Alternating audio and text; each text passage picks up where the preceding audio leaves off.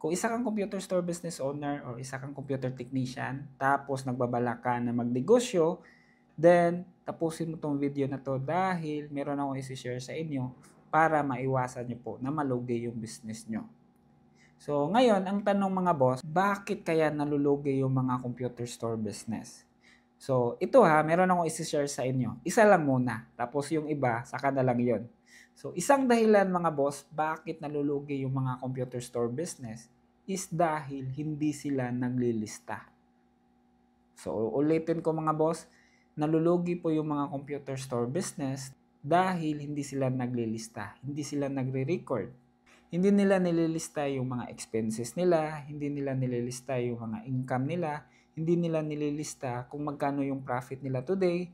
Kaya ayun, dahil sa hindi sila naglilista, hindi nila ngayon alam kung ano yung numero ng negosyo nila.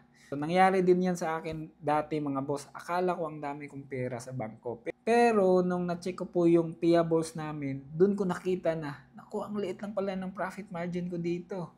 So kaya buti na lang talaga naglista ako dun. Kasi kung hindi ko yun ginawa, naku, baka nagastos ko na yun sa ibang bagay. So, ayun lang mga boss, no? Dapat ugaliin talaga natin na maglista dahil yan mismo yung guide natin kung ano yung status talaga ng business natin. At syempre mga boss, dapat meron kang disiplina sa paggastos ng pera mo. So, lahat ng pera ng negosyo natin, ibalik natin sa negosyo natin. So, ayun lang mga boss. Sana nakatulong yan sa'yo. Bye-bye!